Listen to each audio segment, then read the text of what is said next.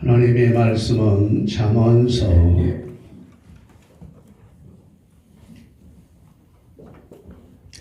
주보에 기록된 대로 잠언서 23장 25절부터 먼저 봅니다.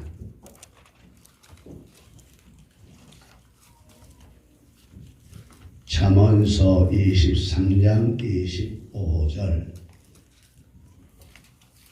찾았으면 한번 아멘. 한 음성으로 같이 읽습니다. 시작. 내 부모를 즐겁게 하며 너 낳은 어미를 기쁘게 하라. 그 다음에 에베소서 6장 1절로 3절을 보겠습니다.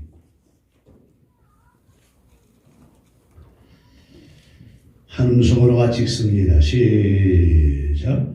자녀들아, 주 안에서 너희 부모에게 순종하라. 이것이 옳으니라. 내 아버지와 어머니를 공경하라. 이것은 약속 있는 첫 계명이니 이로써 네가 잘 되고 땅에서 장수하리라. 아멘. 이제 하나님을 찬양하는 우리 대원들 한 사람 한 사람 사랑해 주신 감사합니다.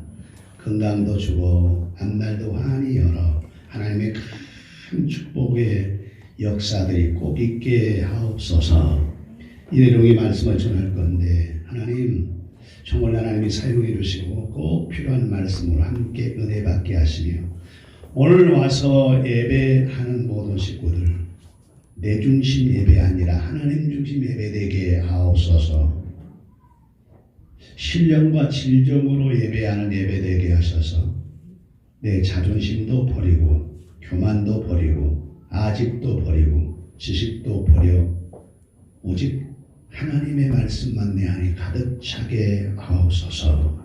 말씀을 전하는 종을 하나님이 사용해 주시고 기여로 듣고 마음 목도되 은혜 받게 하실 예수님의 이름으로 기도하옵나이다. 아멘. 영상 하나 보고 오늘 말씀을 생각하도록 하겠습니다.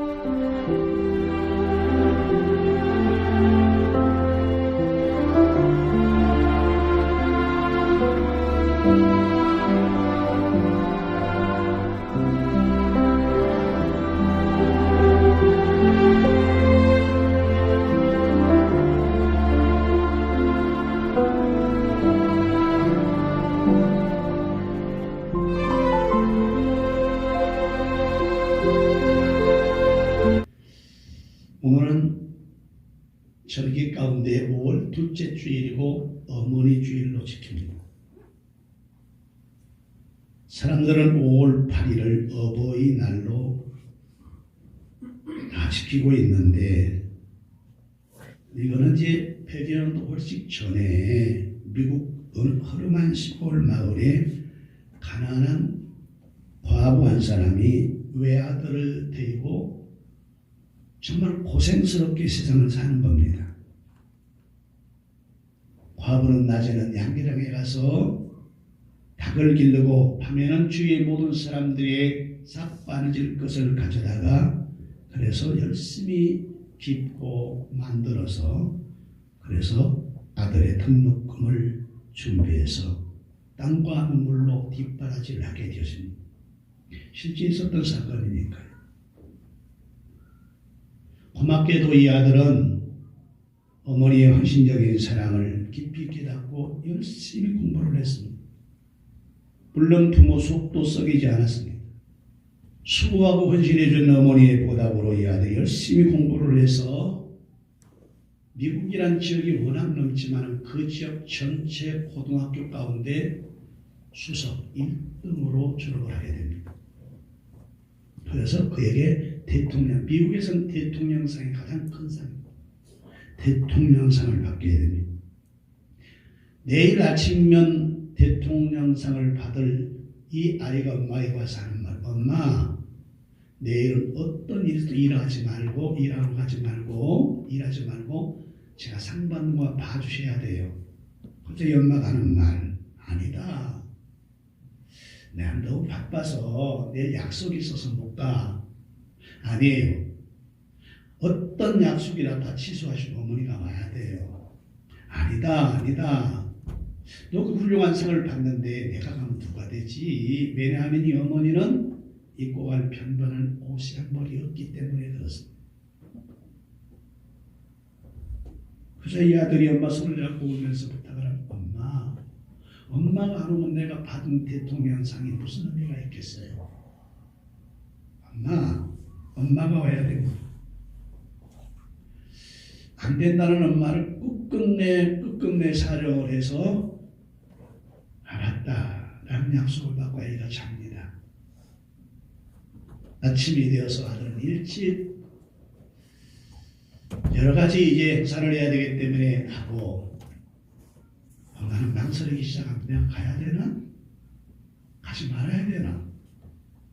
내가 이런 모습으로 가면 머리에 파막기 하나 없이 가 있는 나를 보는 모든 사람들이 나를 어떻게 생각할까?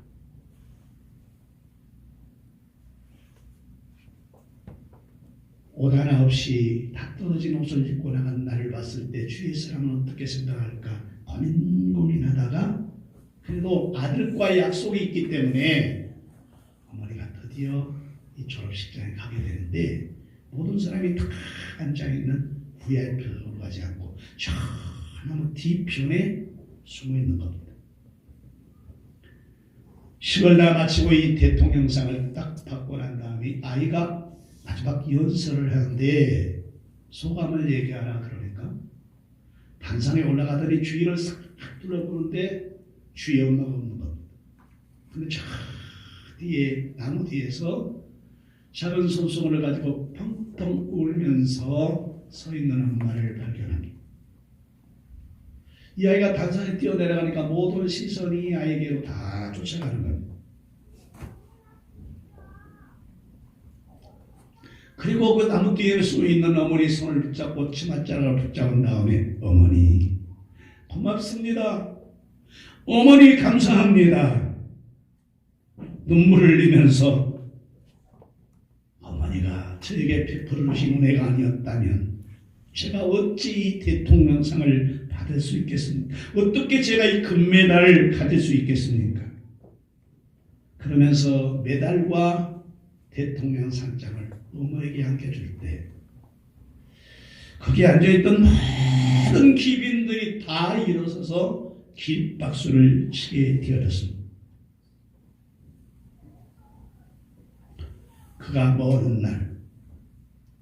그가 먼 훗날 누가 되었냐면 미국의 28대 대통령 윌슨이라는 사람입니다. 이 은혜를 너무 생각했기 때문에 1914년 대통령 재임 시절 때에 미국 상하 의원들에게 눈물 호소를 했습니다. 여러분, 우리 자녀들에게, 우리 미국의 자녀들에게 그 가슴 속에 어머니의 사랑을 불타오르게 하고 싶습니다. 어머니를 잃어버리고 개인주의에 살아가는 이 미국의 어린 아이들에게, 청년들에게 어머니의 깊은 사랑을 심겨주고 싶습니다. 호소를 하기 시작했고, 마침내 윌슨 대통령은 상하 의원 동의를 얻어서 5월 둘째 주일을 어머니 날로 제정하게 되었습니다. 이것이 어머니 날의 시작입니다. 지금은 어버이날로 지키지만 당시는 어머니 날만 있었고, 우리나라도 마찬가지였습니다. 우리나라도 1956년 5월 8일 날 어머니 날로 정했습니다. 그러다가 1974년, 지금은 세상 잊지 않지만 73년에 고 박정희 대통령이 이 얘기를 하고, 왜 어머니 날만 있느냐, 아버지 날도 있어야 하지 않겠냐 해서, 그래서 우리는 5월 8일을 어버이날로 지키고 있습니다. 누가 어머니가 고마워서 만들어 놓은 날이기 때문에 지켜야 되는 것은 아닙니다. 성경은 우리에게 그렇게 말합니다. 이미 내 부모를 공경하라. 이것은 약속 있는 하나님의 명령의 첫 계명이니 내가 땅에서 잘 되고 오래 살리라. 잠언서는 내 부모를 즐겁게 하면 더 나은 어미를 기쁘게 하라 라고 말씀을 했습니다. 그러니까 어머니 공경은, 아버지 공경은 이런 날 되니까 하는 것이 아닙니다. 그냥 해야 되는 것입니다. 그것이 자식의 도리이고 자식의 삶의 지표며 방향이어야 되는 것입니다. 그런데 우리는 꼭 기억할 게 있습니다. 에베소서 6장 1절을 보면 자녀들아 주 안에서라는 말을 기억해야 됩니다. 부모를 공경하되 주 밖에서가 아니라 주 안에서 내 부모를 공경하라. 주 안에서 내 부모를 공경하라. 주 밖에서가 아닙니다. 그러면 여러분의 부모들은 지금 다 예수 믿고 있습니까? 만약에 여러분의 부모들이 예수를 다 믿지 않는다면 지구상의 가장 불효자는 예수 믿는 여러분입니다. 왜냐하면 여러분은 예수 믿는다는 말은 지옥도 믿고 천국도 믿는다는 말 아니겠습니까? 지옥도 믿고 천국도 믿는데 나를 낳아주고 길러주신 내 어머니 아버지가 예수께로 돌아오지 않는다? 그보다 천하의 불효가 어디 있습니까? 이 세상에 잠 살다가는 나그네지만 거기 그 나라는 영원한 나라인데 거기에 천국 못 들어가게 한다면 그보다 불효한 자식이 어디 있겠냐고 말입니다. 그래서 부모를 공경하는데 주 안에서 내 부모를 공경하라라고 말한 것입니다. 이미도 우리가 보았듯이 오늘은 어버이 주일로 우리 교회에서는 정해서 드리고 있는데, 미안한 얘기지만 어머니가 나를 낳았습니까? 아버지가 나를 낳았습니까? 어머니가 나를 낳은 거예요? 아버지가 나를 낳은 거예요? 이게 대답을 안 하세요? 목사의 의중이 어떤 걸 모르니까 그러죠? 어머니가 나를 낳은 거예요? 아버지가 나를 낳은 거예요? 어머니가 나를 낳았습니다. 어머니가 나를 낳았어요. 근데 어머니는 남자입니까? 여자입니까? 왜 대답을 안 하십니까? 어머니가 남자입니까? 여자입니까? 여자예요. 그러면 여자를 낳은 자는 누굽니까?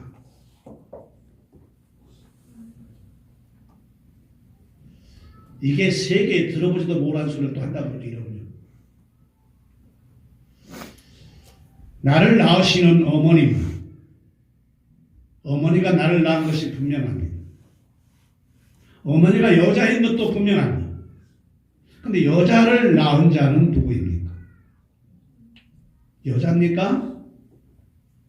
최초로 에덴 동산에서 여자가 만들어진 것이 누구를 통해 만들어졌습니까? 아담을 통해서 만들어졌습니다.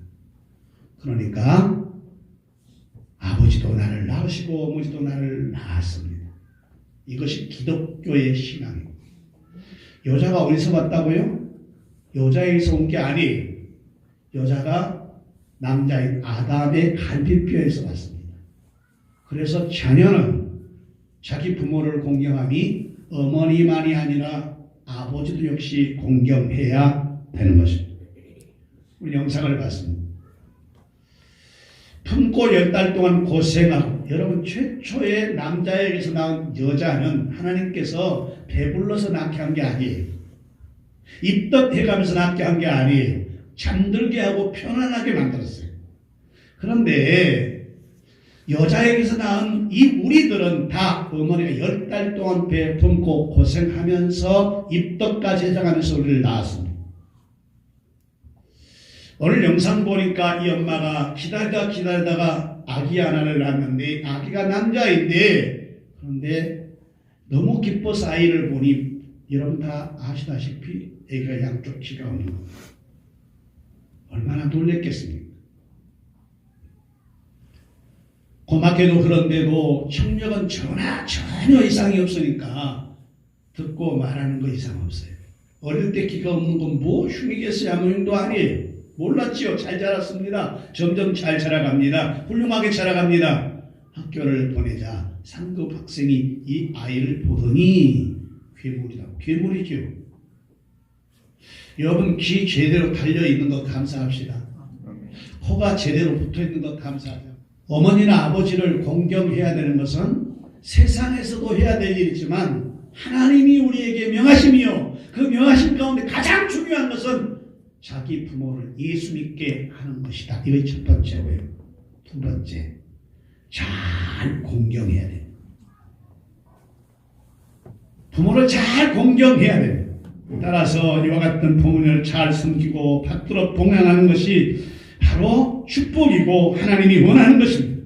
그래서 옛말에도 효자의 자식을 얻게 되어진다라고 말했고, 막시무스라는 사람은 어버이에게 순종하고 공경하는 것은 이것은 하나님이 주시는 모든 산 가운데 가장 큰 축복이다라고 말을 했습니다. 여러분, 부모는 자식을 열을 낳아도 잘 길러냅니다. 그런데 10자식은 하나의 부모를 잘 모시지 못한다. 자기 자식을 사랑하는 것들은 젊은이들을 보면 얼마나 사랑하는지, 빚을 위해서라도 아기의 좋은 것 입히고 좋은 것 먹이고 얼마나 잘하는지 모릅니다. 자기 자식에게는 오만 가지 걸 다 사다가 다 입히고 먹이고 그렇습니다. 혹시라도 밤중에 열이라도 나면 애기를 안고 밤새껏 잠 한 잠도 자지 않고 애기를 얼르고 다니다가 새벽쯤 되면 바로 응급실로 뛰어가서 아무리 돈이 없어 빚내가지고 자식을 다 고칩니다. 그러나 부모님이 아이고 다리 아이고 우리야 그러면 노인은 다 저러니까 빨리 죽어야 돼 이런 소리 합니다. 그거 다 나 기르다 그런 거고 내 손자 자식 기르다 그런 겁니다. 성경은 가려서 6장 7절 스스로 쏘지 말라 하나님은 만을 여김받지 아니하시라니 사람이 무엇으로 심든지 그대로 거둔다 라고 말했습니다. 그러므로 우리 부모를 공경하는 것은 너무도 당연한 일이고 하나님이 기뻐하는 일인 것을 믿으시면 크게 한번 아멘. 그럼 부모 공경을 구체적으로 어떻게 해야 되느냐? 첫째, 따라합시다. 순종합시다. 순종하십시오. 따라합시다. 두 번째, 경제권을 좀 드립시다. 경제권 드려야 돼요. 세 번째, 한 달에 한 번 정도는 그분 모시고 나가서 외식 한번 하세요. 집 사는데 지장 없습니다. 네 번째, 자식이 아무리 중요해도 자식 낳은 부모들 잘 기억하세요. 아무리 중요해도 부모 앞에서 뭐 난리치지 마세요. 적당하게 외식도 해야 되지만 부모님 용돈도 좀 넉넉하게 드리세요. 절대 그분 헛된 일 안 씁니다. 그거 다 손주들에게 들어갑니다.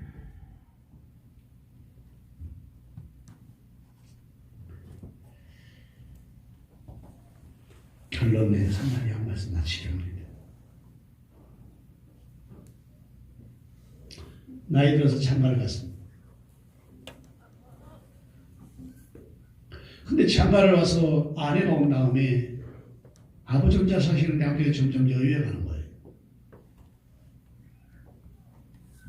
그래서 왜 그렇지? 이렇게 걱정하고 이 아들이 있는데 자기 아내가 아버지 그렇게 상냥하게 잘하는 거예요. 고맙습니다. 오늘 물 주어서. 오늘은 목욕만 매이네.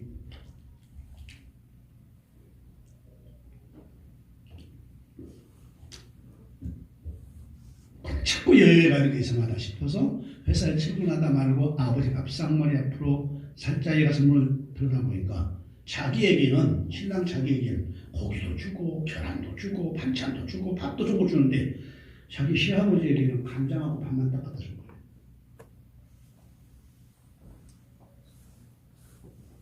제가 이거를 보면서 오늘날 많은 사람이 그러지 않을까 라는 생각해 봤습니다. 아니 나는 안 그래요. 그렇지 뭐지. 자식도 낳고 손자도 있는데 바빠 죽겠는데 노인장이 얼마나 속상하겠어요. 그러니까 그렇겠죠. 이걸 보고 하루는 이 아들이 와서 아내에게 이렇게 말했습니다. 여보, 왜요? 내가 아랫마을에서 들어봤는데 그때 당시는 지금처럼 아무나 이렇게 모든 소식을 들을 때가 아니잖아요. 아랫마을에서 들어봤는데 글쎄 아버지를 팔았다네. 돈을 많이 받고. 그러니까 이 며느리가 있다고. 세상에 아버지를 파는 사람도 있대요? 그런데 돈 많이 받았다네. 어떻게 해서 돈을 많이 받아요? 아버지가 잘생겼다네. 여러분 나를 팔면 돈 좀 받을 거예요. 하나보다 굉장히 생겼다 그러잖아요.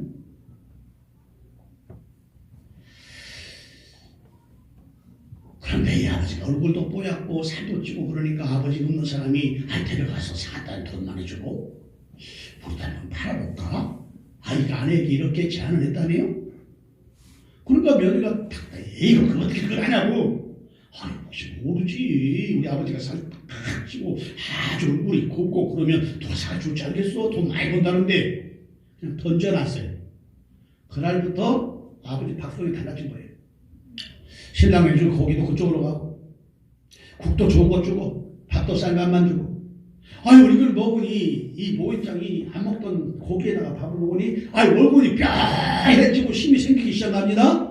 맨날 기침이나 하고 방에 있던 노인이 밖에 나와서 마당을 쓸고 집안을 다 돌봐주는 거예요. 자기 손자를 다 봐주는 거예요.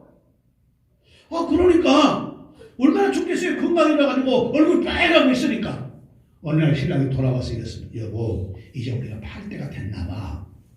우리 저 아버지 좀 팔게 광고를 낼까 그랬더니 며느리 하는 말. 여보, 이게 무슨 소리냐고. 지금 우리 아버지 때문에 우리가 얼마나 편한데 손주 나봐주지 집안 청소해주지 잡일 다 해주지. 절대 못 판다. 지혜로운 자는 깨달으시기를 바랍니다. 지혜로운 자는 깨달으시기를 바랍니다. 부모 공경 한 번 곧 내가 복받는 비결입니다. 어머니는 나의 생명은 동일한 분입니다. 자식을 생명으로 여기는 것입니다. 오늘 어버이날 맞이하여 여러분 부모 공경 잘해서 하나님 축복받는 사람 되기를 주의 이름으로 축원합니다. 기도합시다. 하나님 아버지 감사합니다. 저희들 사랑하신 성전에 보내시고 와서 말씀 통해서 은혜 나눴습니다. 우리 모두 내 생각 버리고 교만 버리고 아직도 버리고 하나님 말씀에 순종해서 부모 공경하게 하옵소서. 예수님의 이름으로 기도하옵나이다.